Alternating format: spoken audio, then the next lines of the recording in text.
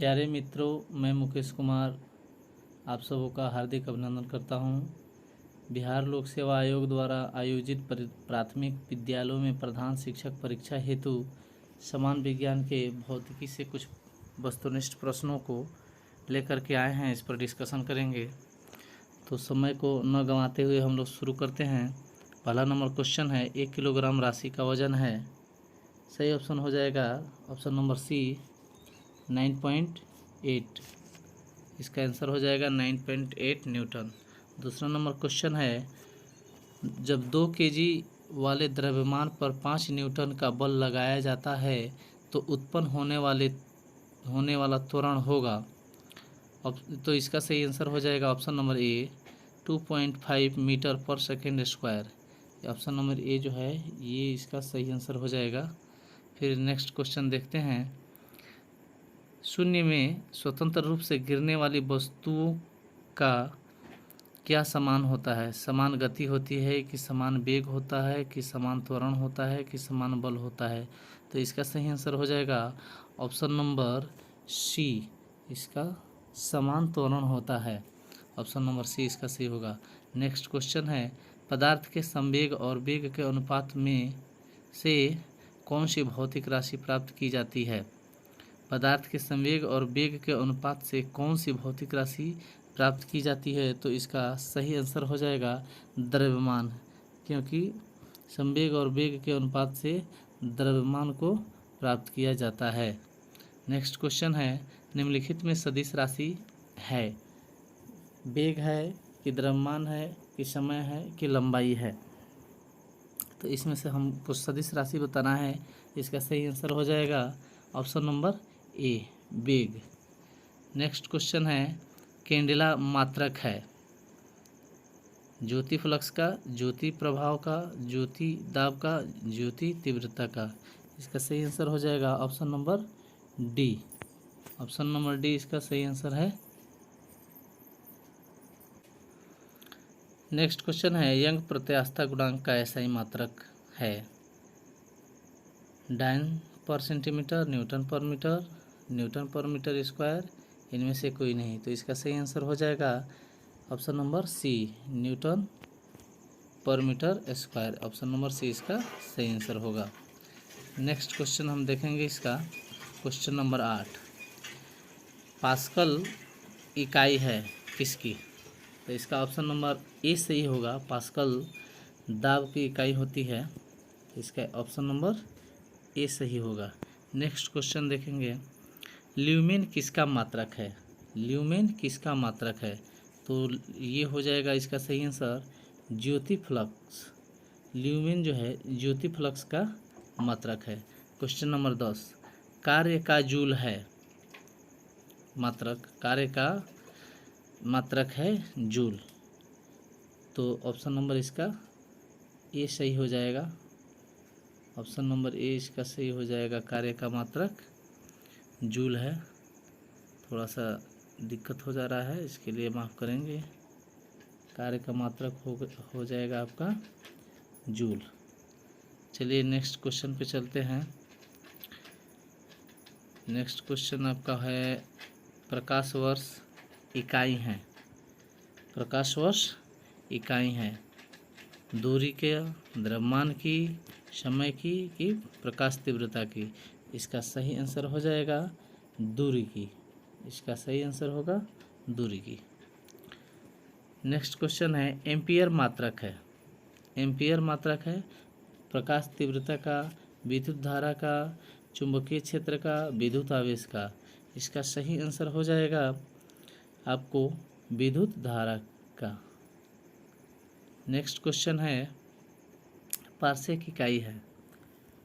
Parsec इकाई है।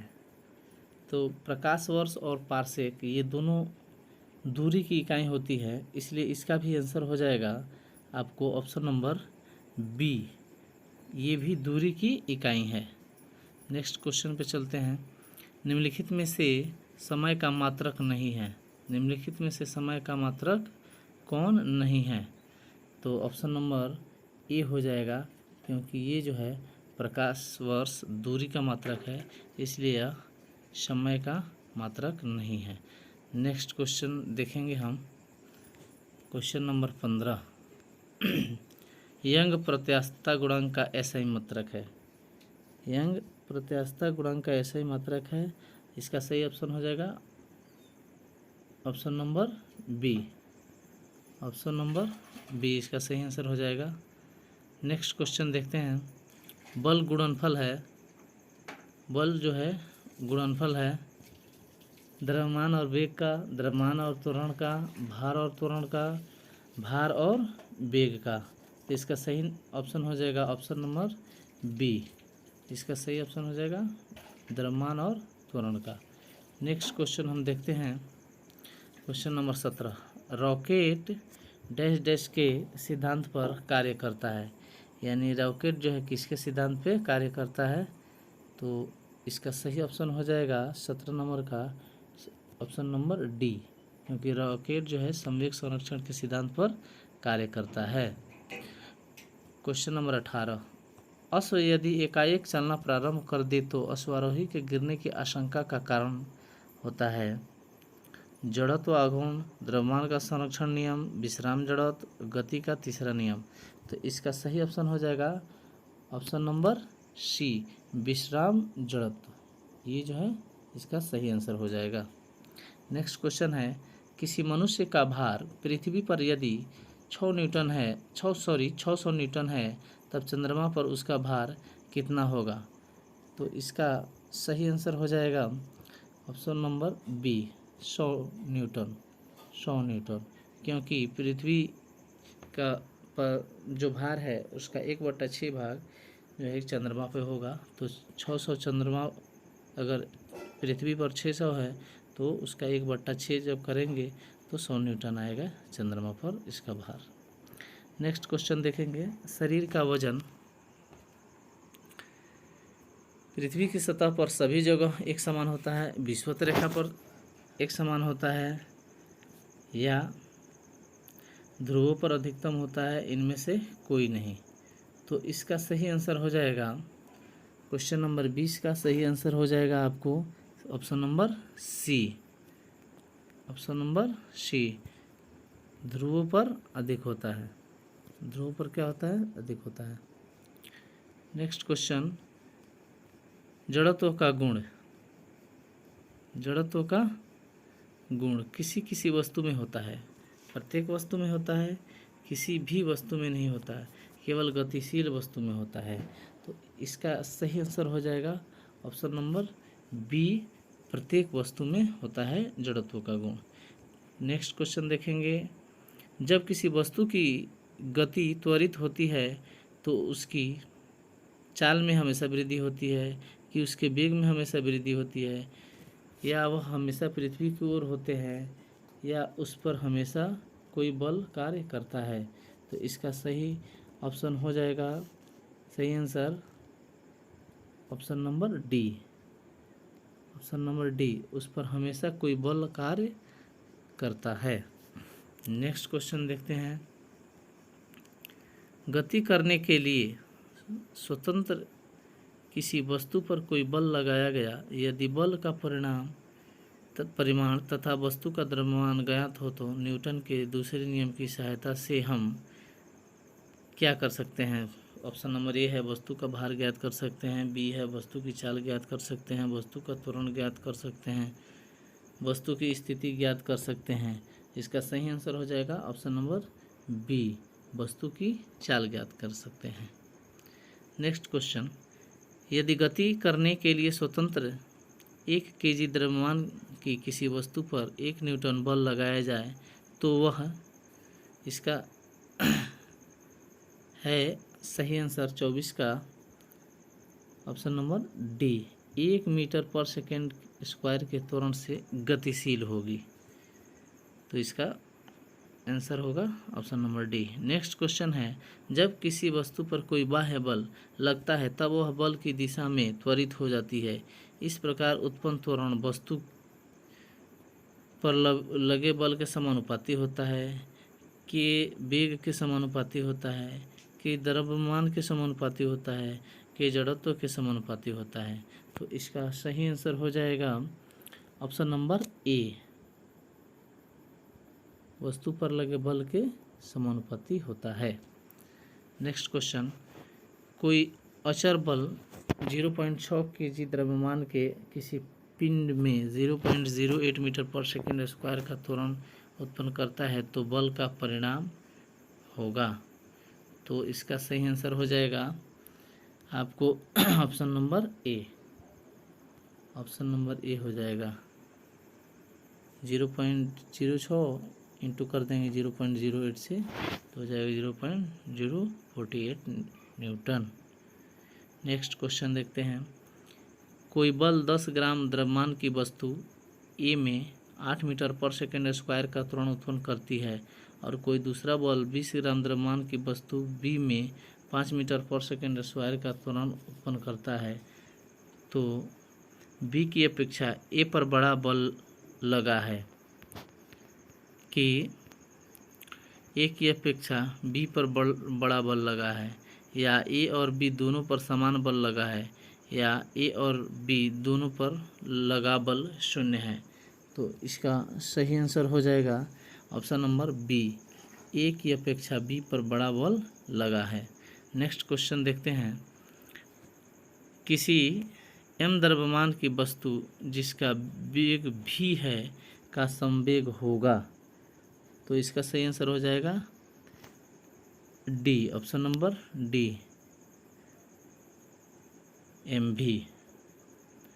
Next question देखते हैं, किसी गतिशील पिंड का वेग आधा करने से उसका संवेग हो जाता है। किसी गतिशील पिंड का वेग आधा करने से उसका संवेग क्या हो जाता है, तो उसका संवेग हो जाता है आधा। ऑप्शन नंबर ए इसका सही होगा। क्वेश्चन नंबर 30, न्यूटन के गति के तीसरे नियम के अनुसार क्रिया तथा प्रतिक्रिया से संबंध बल है। ऑप्शन नंबर ए, हमेशा एक ही वस्तु पर लगे होने चाहिए, भिन्न भिन्न वस्तुओं पर लगे हो सकते हैं, हमेशा भिन्न भिन्न वस्तुओं पर ही लगे होने चाहिए, का परिणाम बराबर होना जरूरी नहीं है किंतु उनकी दिशा समान होनी चाहिए। तो इसका सही आंसर हो जाएगा ऑप्शन नंबर सी, हमेशा भिन्न भिन्न वस्तुओं पर ही लगे होने चाहिए। चलिए नेक्स्ट क्वेश्चन देखते हैं, जड़त्व का गुण अधिक होता है। ऑप्शन नंबर ए, हल्की वस्तु में, भारी वस्तु में, छोटी वस्तु में कि बड़ी वस्तु में। तो इसका सही आंसर हो जाएगा ऑप्शन नंबर बी, भारी वस्तु में। नेक्स्ट क्वेश्चन देखेंगे, जड़त्व का गुण है, जड़त्व का गुण है मात्रा के कारण, गति के कारण, त्वरण के कारण, बल के कारण। तो इसका सही आंसर हो जाएगा ऑप्शन नंबर ए, मात्रा के कारण। नेक्स्ट क्वेश्चन देखेंगे, बल परिवर्तित करता है, बल परिवर्तित करता है जड़त्व को, गति को, त्वरण को और उपरोक्त सभी को। इसका सही आंसर हो जाएगा ऑप्शन नंबर बी, गति को। नेक्स्ट क्वेश्चन देखेंगे, संतुलित बल परिवर्तित करता है, संतुलित बल परिवर्तित करता है गति को कि त्वरण को कि आकृति को कि किसी को नहीं। तो इसका सही आंसर हो जाएगा ऑप्शन नंबर सी, आकृति को।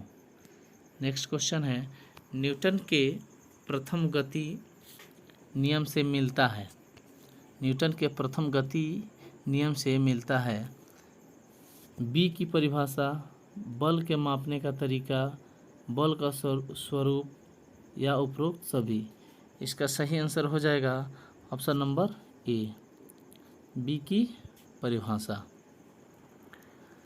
न्यूटन के द्वितीय नियम से मिलता है, न्यूटन के द्वितीय नियम से मिलता है बल की परिभाषा, बल के मापने का तरीका, बल का स्वरूप और उपरोक्त सभी।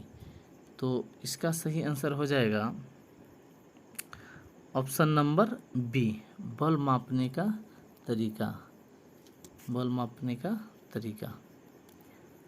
दो समान जड़ वाली वस्तु को देने पर जड़त्व हो जाएगा, दो समान जड़ता वाली वस्तुओं को देने पर जड़त्व हो जाएगा दुगुना, आधा, 1.5 गुना या 4 गुना। तो इसका सही ऑप्शन हो जाएगा ऑप्शन नंबर ए, दुगना हो जाएगा। नेक्स्ट क्वेश्चन देखते हैं, क्वेश्चन नंबर 38। एक बल F1 बराबर 10 kg की वस्तु पर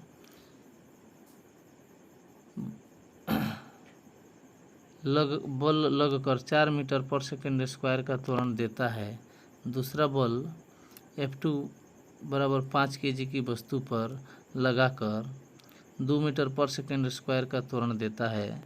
तो F1 बटा F2 का मान है, तो F1 इक्वल टू 10 kg और वो वस्तु पर लगाकर 4 मीटर पर सेकेंड स्क्वायर का त्वरण देता है। यहाँ F2 जो है 5 kg, तो ये वस्तु पर बल लगाकर 2 मीटर पर सेकेंड स्क्वायर का त्वरण देता है। तो इसका मान होगा, इसका सही आंसर हो जाएगा आपको ऑप्शन नंबर ए, 4:1, यानी कि 4:1। नेक्स्ट क्वेश्चन है, द्रव्यमान नीचे के संबंध से प्राप्त होता है। द्रव्यमान जो है नीचे के संबंध से प्राप्त होता है। ऑप्शन नंबर ए है बल बटा त्वरण, वेग बटा त्वरण, दूरी बटा वेग, इनमें से कोई नहीं। इसका सही आंसर हो जाएगा ऑप्शन नंबर ए, बल बटा त्वरण। नेक्स्ट क्वेश्चन है, 1 किलोग्राम भार कितने न्यूटन के बराबर होता है? 1 किलोग्राम भार कितने न्यूटन के बराबर होता है? 8.8, 7.8, 10.8, 9.8। तो इसका सही आंसर हो जाएगा आपको option number D, 9.8। Next question है, जड़त्व आघूर्ण व कोणीय त्वरण का गुणनफल होता है। जड़त्व आघूर्ण व कोणीय त्वरण का गुणनफल होता है। ऑप्शन नंबर ए कार्य, टार्क, बल, कोणीय संवेग। इसका सही आंसर हो जाएगा option number B, torque. Next question है, 1 किलोग्राम राशि का वजन है। 1 किलोग्राम राशि का वजन है 9.8 न्यूटन। नेक्स्ट क्वेश्चन है, जल के आयतन में क्या परिवर्तन होगा यदि तापमान 9 डिग्री सेल्सियस से गिराकर 3 डिग्री सेल्सियस कर दिया जाए? क्वेश्चन है कि जल के आयतन में क्या परिवर्तन होगा यदि तापमान 9 डिग्री सेल्सियस से गिराकर 3 डिग्री सेल्सियस कर दिया जाए? तो ऑप्शन दिया है इसका, आयतन में कोई परिवर्तन नहीं होगा, ये गलत है। आयतन पहले बढ़ेगा बाद में घटेगा, आयतन पहले घटेगा और बाद में बढ़ेगा, पानी जम जाएगा।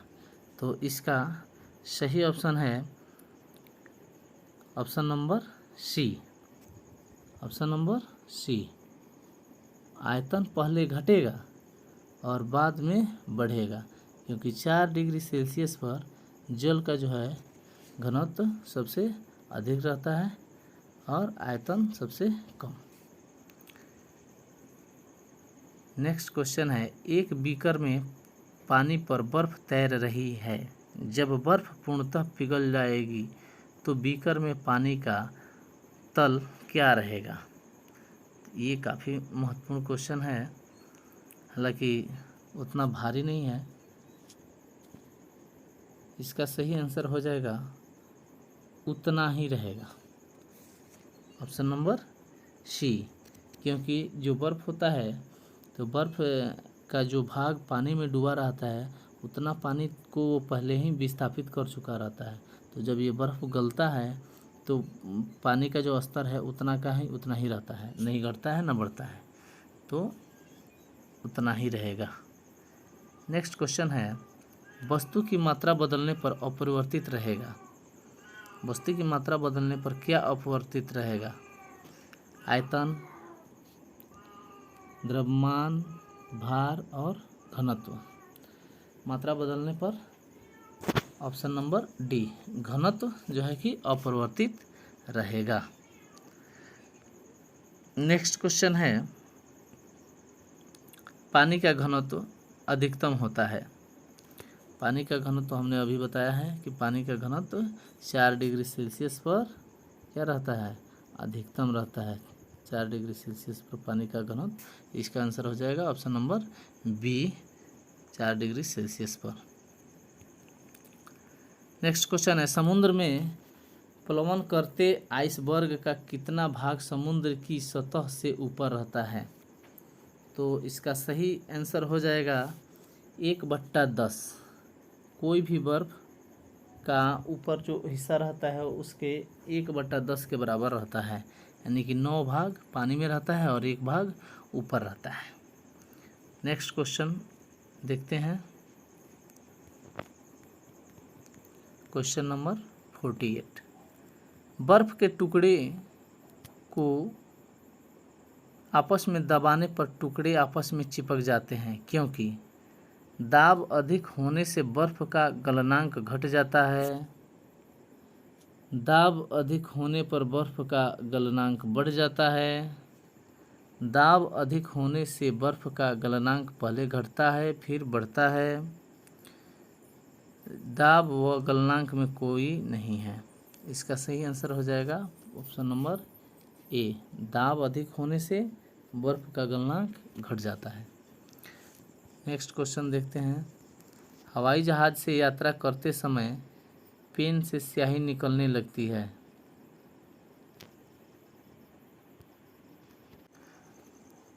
तो हवाई जहाज़ से यात्रा करते समय पेन से स्याही निकलने लगती है, तो इसका कारण क्या होता है?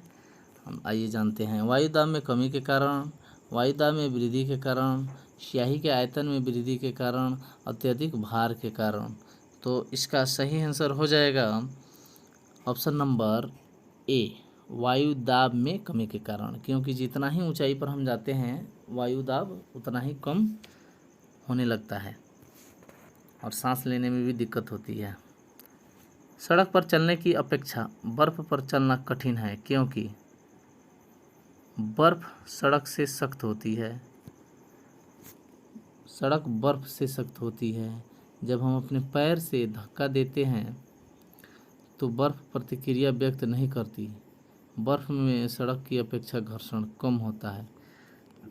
इसका सही आंसर है ऑप्शन नंबर डी, बर्फ़ जो है सड़क की अपेक्षा घर्षण कम करता है, इसलिए उस पर चलने में कठिनाई होती है।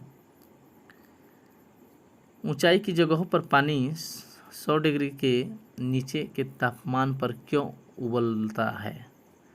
तो इसका सही आंसर हो जाएगा क्योंकि वहाँ वायुदाब कम होता है, अतः उबलने की जो बिंदु है वो नीचे आ जाती है। तो यानी कि ऑप्शन नंबर ए ही इसका सही आंसर है।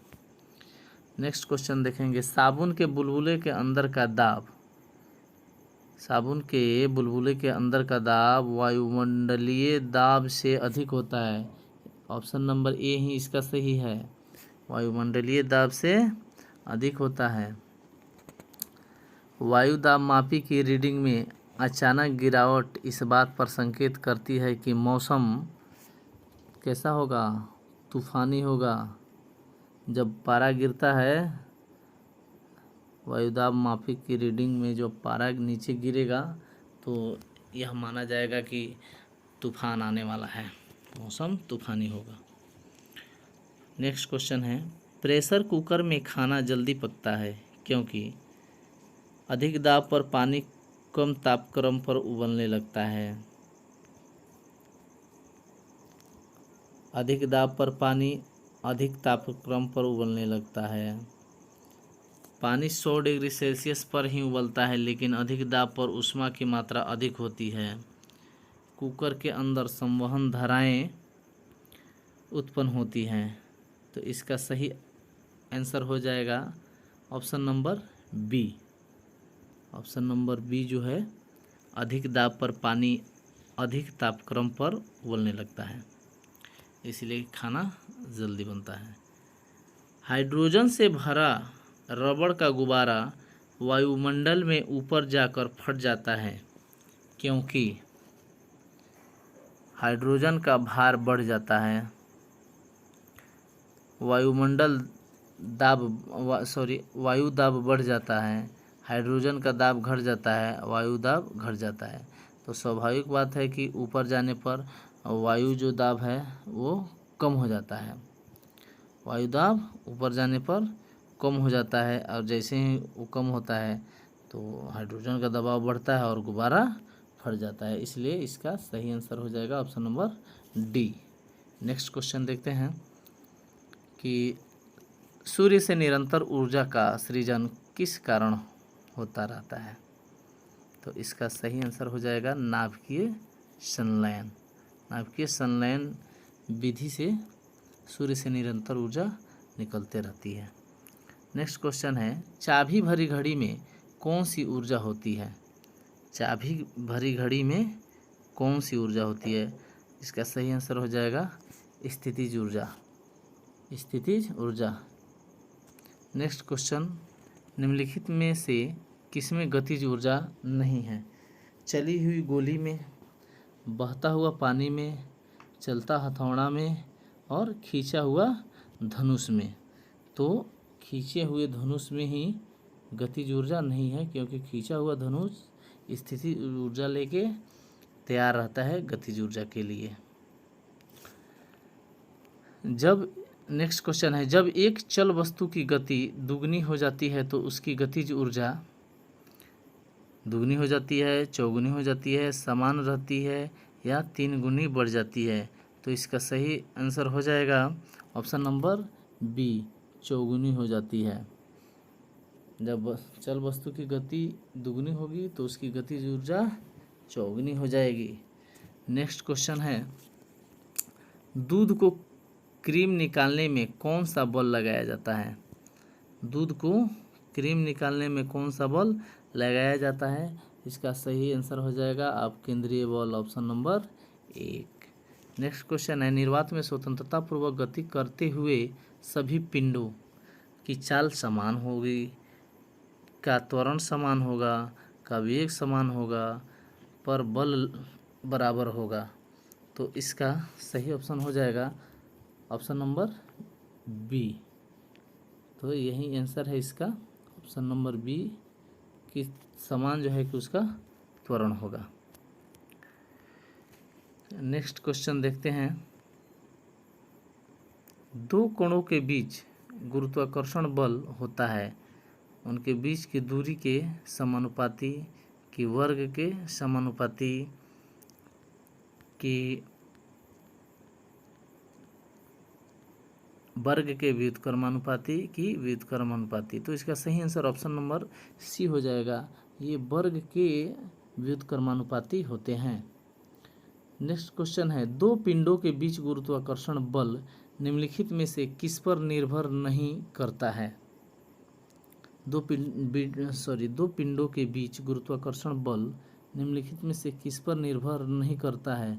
उनके द्रव्यमान के गुणनफल पर, उनके बीच की दूरी पर, उनके बीच के माध्यम पर, गुरुत्वाकर्षण नियतांक पर। तो इसका सही आंसर हो जाएगा उनके बीच के माध्यम पर, इसका आंसर हो जाएगा। नेक्स्ट क्वेश्चन है, गुरुत्वीय त्वरण का मान क्या होगा। पृथ्वी पर सभी जगह बराबर होता है या सभी स्थानों पर बराबर होगा। वही बात हुई, चंद्रमा पर अधिक क्योंकि उसकी त्रिज्या कम है, पृथ्वी के अक्षांश पर निर्भर करता है। तो इसका सही आंसर हो जाएगा ऑप्शन नंबर डी, गुरुत्वीय त्वरण का मान पृथ्वी के अक्षांश पर ही निर्भर करता है। चलिए नेक्स्ट क्वेश्चन है, निम्नलिखित में से किस स्थान पर गुरुत्वीय त्वरण का मान महत्तम होगा। माउंट एवरेस्ट की चोटी पर, कुतुब मीनार की चोटी पर, भूमध्य रेखा के किसी स्थान पर, अंटार्कटिका के किसी स्थान पर। तो क्वेश्चन नंबर 65 का सही आंसर हो जाएगा अंटार्कटिका के किसी स्थान पर, क्योंकि ध्रुवों पर गुरुत्वीय त्वरण का मान महत्तम होगा। नेक्स्ट क्वेश्चन नंबर 66, यदि कोई अंतरिक्ष यान पृथ्वी के केंद्र से पृथ्वी की त्रिज्या की दुगनी दूरी हो तो उसका गुरुत्वीय त्वरण होगा। ऑप्शन नंबर ए कि बी, सी कि डी? तो इसका सही आंसर हो जाएगा ऑप्शन नंबर ए, 2.45 मीटर पर सेकेंड स्क्वायर। चलिए नेक्स्ट क्वेश्चन है, यदि कोई ऐसा ग्रह हो जिसका द्रव्यमान तथा त्रिज्या दोनों पृथ्वी से आधी हों तो उस ग्रह की सतह पर गुरुत्वीय त्वरण क्या होगा? 9.8 मीटर पर सेकेंड स्क्वायर की 19.6 मीटर पर सेकेंड स्क्वायर की 4.9 मीटर पर सेकेंड स्क्वायर या 2.43 पर मीटर सेकेंड स्क्वायर? तो इसका सही आंसर हो जाएगा आपको ऑप्शन नंबर बी, 19.6 मीटर पर सेकेंड स्क्वायर। नेक्स्ट क्वेश्चन है, विराम से मुक्त रूप से गिरते हुए पिंड द्वारा तय की गई दूरी समानुपाती होती है। विराम से मुक्त रूप से गिरते हुए पिंड द्वारा तय की गई दूरी समानुपाती होती है किसके? गिरने के कुल समय का, कि पिंड के द्रव्यमान का, कि गुरुत्वीय त्वरण के वर्ग का, या गिरने के समय के वर्ग का? तो इसका सही आंसर हो जाएगा ऑप्शन नंबर डी। इसका सही आंसर हो जाएगा डी, गिरने के समय के वर्ग का। चलिए नेक्स्ट क्वेश्चन है, एक मीनार की चोटी से एक पत्थर को गिराया गया, 40 मीटर नीचे गिरने पर उसकी चाल होगी। एक मीनार की चोटी से एक पत्थर को गिराया गया, 40 मीटर नीचे गिरने पर उसकी चाल होगी।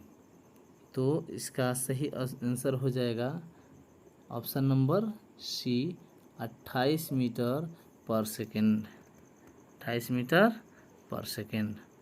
नेक्स्ट क्वेश्चन है, यदि एक पत्थर को किसी मकान की छत से मुक्त रूप से गिरते हुए ज़मीन तक पहुंचने में 4 सेकेंड का समय लगा है तो मकान की ऊंचाई होगी।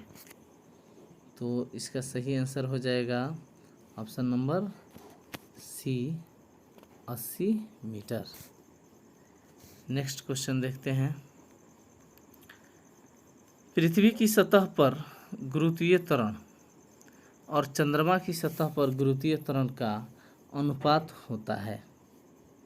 पृथ्वी और चंद्रमा के शुरू में ही बताए थे कि 1/6 होता है, यानी कि 1:6। तो ऑप्शन नंबर हो जाएगा D, option number D. 6 kilo पृथ्वी पे तो चंद्रमा पे 1 किलो, ठीक है। चंद्रमा पर हो जाएगा 1 केजी, पृथ्वी के 6 केजी के बराबर।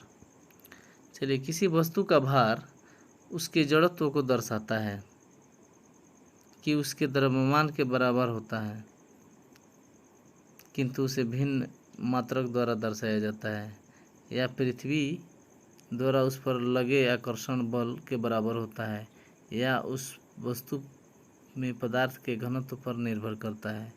यानी किसी वस्तु का भार इन चारों ऑप्शन में किससे सही है, आइए हम देखते हैं इसको।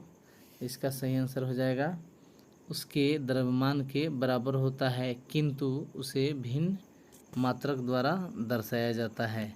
तो इसका सही आंसर हो जाएगा option number B. Next question है, जब किसी वस्तु को विषुवत रेखा से ध्रुवों की ओर ले जाया जाता है तो उसका भार, विषुवत रेखा से ध्रुवों की ओर ले जाया जाता है तो उसका भार होता है क्या, बढ़ता है जैसे ही, क्योंकि ध्रुवों पर किसी वस्तु का महत्तम होता है भार, इसलिए ध्रुवों से जब हम विषुवत रेखा से जब ध्रुवों की ओर ले जाएंगे तो किसी वस्तु का भार बढ़ने लगेगा। चलिए नेक्स्ट क्वेश्चन है, द्रव में पूर्णतः या अंशतः डूबी वस्तु के भार में आभासी कमी। द्रव में पूर्णतः या अंशतः डूबी वस्तु के भार में आभासी कमी होती है। तो इसका सही आंसर हो जाएगा option number C, option number C, वस्तु के डूबे हुए भाग द्वारा हटाए गए द्रव के भार के बराबर होती है। चलिए नेक्स्ट क्वेश्चन है, किसी पदार्थ का अपेक्षित घनत्व बराबर होता है। किसी पदार्थ का अपेक्षित घनत्व बराबर होता है, किसके बराबर होता है? तो पदार्थ का घनत्व, प्रामाणिक पदार्थ का घनत्व इसी के बराबर होता है। ऑप्शन नंबर ए इसका सही हो जाएगा। चलिए नेक्स्ट क्वेश्चन, पृथ्वी के केंद्र पर गुरुत्व के कारण त्वरण का मान कितनी है? पृथ्वी के केंद्र पर गुरुत्व के कारण त्वरण का मान कितना है? तो इसका हो जाएगा 0। ऑप्शन नंबर बी 0 है। नेक्स्ट क्वेश्चन है, किसी वस्तु का भार अधिकतम होता है। तो कई बार हम बता चुके कि किसी वस्तु का भार कहाँ अधिकतम होता है? ध्रुवों पर होता है। पृथ्वी पर किसी वस्तु का भार कहाँ अधिक होता है? तो ध्रुवों पर होता है। नेक्स्ट क्वेश्चन,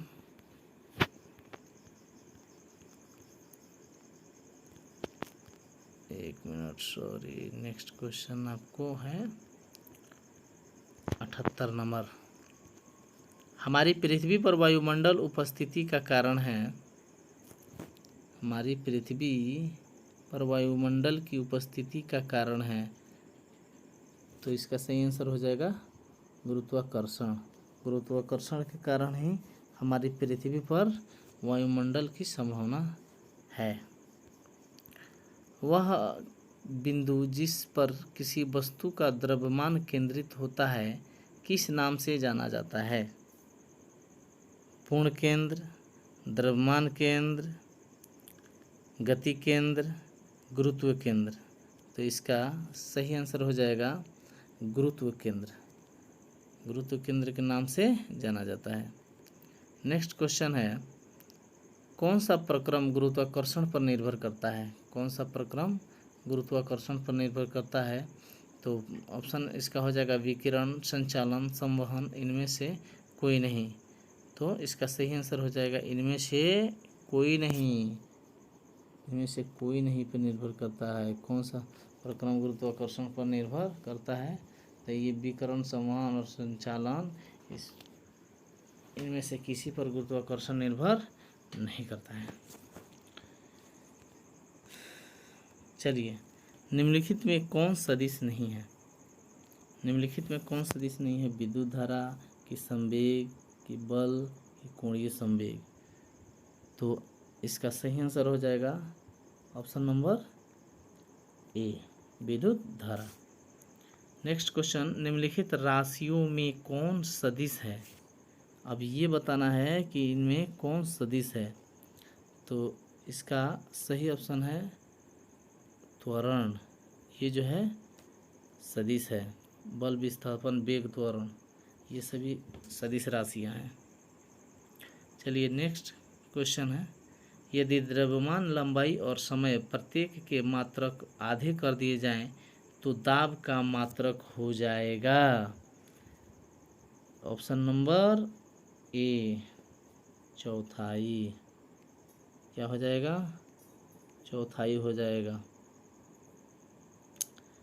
चलिए नेक्स्ट क्वेश्चन है, सभी ज्ञात राशियों को व्यक्त करने के लिए, सभी ज्ञात राशियों को व्यक्त करने के लिए आवश्यक मूल राशियों की संख्या होगी कितनी?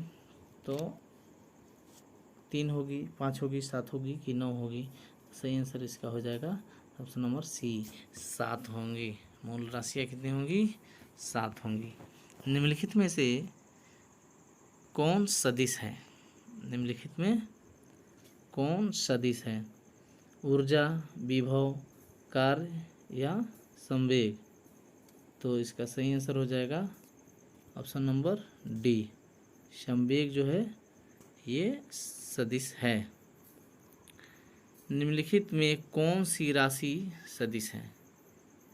निम्नलिखित में कौन सी राशि सदिश है? जड़त्व, आघूर्ण, कोणीय संवेग, ऊर्जा गुणांक, यंग प्रत्यास्थता। तो इसका सही आंसर हो जाएगा ऑप्शन नंबर बी कोणीय संवेग। कोणीय संवेग जो है वो सही आंसर हो जाएगा। नेक्स्ट क्वेश्चन है आपका क्वेश्चन नंबर 86। सॉरी, थोड़ा सा स्क्रॉल हो जा रहा है।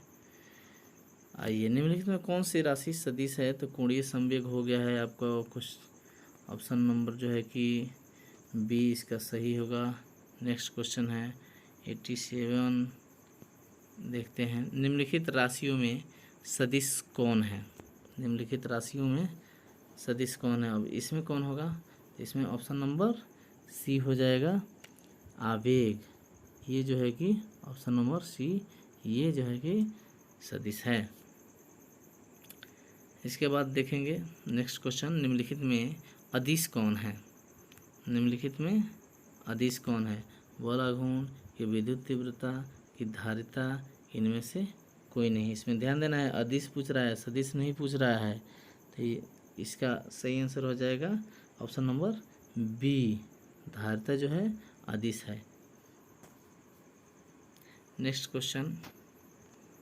क्वेश्चन देखेंगे 89। निम्नलिखित में से कौन सदिश राशि नहीं है?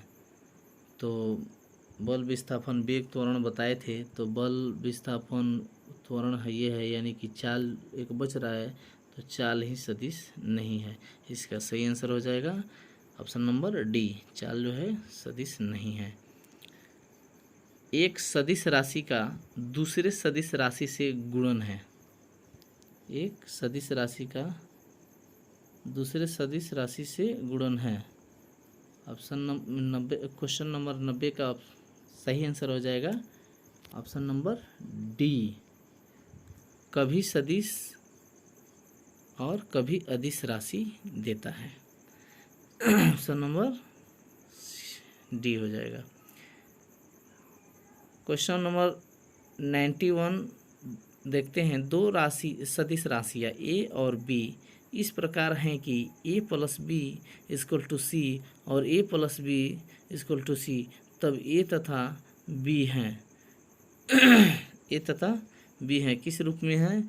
इसका सही आंसर हो जाएगा ऑप्शन नंबर बी, एक दूसरे के समानांतर, एक दूसरे के समानांतर हैं। चलिए नेक्स्ट क्वेश्चन है, यदि एक ध्वनि स्रोत एवं प्रेक्षक दोनों ही एक दूसरे की विपरीत दिशाओं में एक दूसरे से दूर जा रहे हों, तो आभासी आवृत्ति का मान यथार्थ आवृत्ति क्या होगा? के बराबर होगा, या से कम होगा, या से अधिक होगा, या निम्न में से कोई नहीं होगा। तो इसका सही आंसर हो जाएगा ऑप्शन नंबर बी, आवृत्ति से कम होगा, यथार्थ आवृत्ति से कम होगा। नेक्स्ट क्वेश्चन, ध्वनि तरंग उत्पन्न करने वाला एक स्रोत प्रेक्षक से ध्वनि की चाल के बराबर चाल से दूर जाता है, स्वर की आभासी आवृत्ति हो जाती है। तो इसका देखेंगे, फिर से एक बार क्वेश्चन पढ़ेंगे। ध्वनि तरंग उत्पन्न करने वाला एक स्रोत प्रेक्षक से ध्वनि की चाल के बराबर चाल से दूर जाता है, स्वर की आभासी आवृत्ति हो जाती है। इसका सही आंसर हो जाएगा ऑप्शन नंबर ए, आधी हो जाती है, आधी। चलिए नेक्स्ट क्वेश्चन देखते हैं, जब श्रोता किसी स्रोत से दूर जा रहा होता है तो सुने गए स्वर की आवृत्ति वास्तविक आवृत्ति से होती है। क्या अधिक होती है कि कम होती है, कि उसके बराबर होती है, या इनमें से कोई नहीं? तो इसका सही आंसर हो जाएगा ऑप्शन नंबर बी, कम होती है। नेक्स्ट क्वेश्चन देखते हैं, एक स्थिर स्रोत की ओर जाने वाले प्रेक्षक को ध्वनि की आवृत्ति इसकी वास्तविक आवृत्ति की दुगनी प्रतीत होती है। यदि ध्वनि की चाल आर हो तो प्रेक्षक की चाल होगी। तो इसका सही आंसर हो जाएगा ऑप्शन नंबर बी, इसका चाल क्या होगा? आर होगा। क्या होगा? आर होगा। चलिए नेक्स्ट क्वेश्चन देखते हैं, यदि एक सीटी बजाती हुई ट्रेन स्थिर प्रेक्षक की ओर आती है तो प्रेक्षित प्रभाव है केवल ध्वनि की चाल में वृद्धि, केवल ध्वनि की चाल में ह्रास, केवल ध्वनि के तारत्व में वृद्धि, ध्वनि के तरत्व तथा चाल दोनों में वृद्धि। एक बार और क्वेश्चन पढ़ते हैं। यदि एक सीटी बजाती हुई ट्रेन स्थिर प्रेक्षक की ओर आती है तो प्रेक्षित प्रभाव है। इसका सही आंसर हो जाएगा ऑप्शन नंबर सी, केवल ध्वनि के तारत्व में वृद्धि। इसका सही आंसर हो जाएगा। नेक्स्ट क्वेश्चन है, तनी हुई डोरी में उत्पन्न तरंगे होती हैं। तनी हुई डोरी में उत्पन्न तरंगे होती हैं अनुप्रस्थ की, अनुदैर्घ्य की, अनुप्रस्थ अपरगामी की, इनमें से कोई नहीं। तो इसका सही आंसर हो जाएगा ऑप्शन नंबर सी, अनुप्रस्थ अपरगामी। नेक्स्ट क्वेश्चन है, स्वर मापी के तार की लंबाई बढ़ाने से उसकी आवृत्ति बढ़ती है कि घटती है, नहीं बदलती है, ये कभी बढ़ती है और कभी घटती है। तो इसका सही आंसर हो जाएगा ऑप्शन नंबर बी, घटती है। नेक्स्ट क्वेश्चन देखेंगे, यदि किसी स्वरमापी के तार की लंबाई दुगनी कर दी जाए और तनाव आधा कर दिया जाए तो उसकी आवृत्ति बढ़ जाएगी कि आधी हो जाएगी कि आधी से कम हो जाएगी कि अपरिवर्तित रहेगी। तो इसका सही आंसर हो जाएगा ऑप्शन नंबर सी, आधी से कम हो जाएगी। क्वेश्चन नंबर 100, डोरी का तनाव बढ़ाने से अनुप्रस्थ कंपन की आवृत्ति बढ़ती है कि घटती है कि अपरिवर्तित रहती है, या पहले घटती है और बाद में पहले बढ़ती है और बाद में घटती है। तो इसका सही आंसर हो जाएगा ऑप्शन नंबर ए, कि बढ़ती है। डोरी का तनाव बढ़ाने से अनुप्रस्थ कंपन की आवृत्ति बढ़ती है। तो ये रहे भौतिकी के 100 महत्वपूर्ण प्रश्न। ये आगे जो है कि अगले क्लास में हम 100 और प्रश्नों को कराएंगे। तब तक के लिए धन्यवाद। अगर वीडियो अच्छा लगे तो लाइक शेयर कमेंट ज़रूर करें। अगर कोई गलती हो रही है तो उसको इग्नोर करें।